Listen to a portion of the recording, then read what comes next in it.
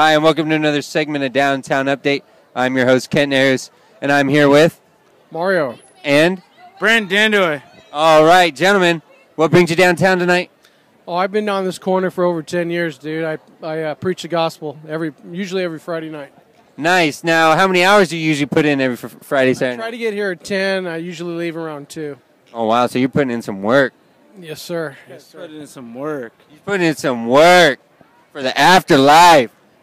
Perfect. Nice. Now, how about you? I don't like to preach the afterlife, but Are you here for the beer and the bitches? I'm here for the beer and the bitches. But I'm not a single man, but I like to put in for the beer and the bitches. You know what I'm saying? You can build up your appetite just as long as you go home to eat, right? Hey, all I gotta Get out of this interview, dog. All right, and that takes out one. I'm usually trying to save. He needs some saving. So you said you've been here 10 years. What is the most dramatic thing you've ever seen standing on this corner?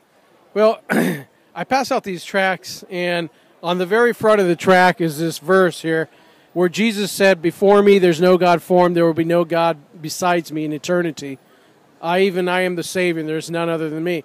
And what that verse basically says is Jesus said that in the eternal past there's only one God. His name is Jesus Christ. In the eternal future there will only be one God.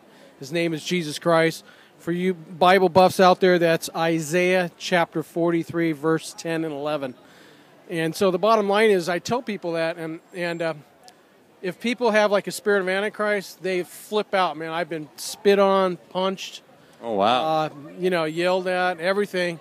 But, if they have an affinity towards God, if they have a heart that's bent towards God, they usually are receptive. They'll read the track, and, many times I'll lead them to Christ and the born-again prayer.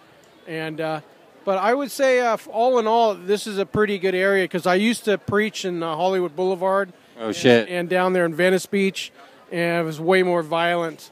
Whereas here, there's more policemen in Huntington Beach per capita than any other city in California. And usually real safe down here, Yeah, so do you get a lot of hostility towards what you're trying to preach out here? Only after, because they let the bars out about 1:45. So the hostility comes at the end of the night when 90% of the people around here are drunk. Oh, no. Like, usually when I get here around 10, everybody's pretty copacetic. So they all come out like Noah. Yeah. They all wind up getting drunk in the tent. The later the night goes on, usually the more illogical and violent people get. Yes. All right. Well, we thank you for your time. It's a blast, man. I wouldn't change anything. All right. Preaching the gospel for Jesus. All right. There you go. Even 10 years on the corner, you can come down to downtown Huntington Beach. Stay tuned for the next update.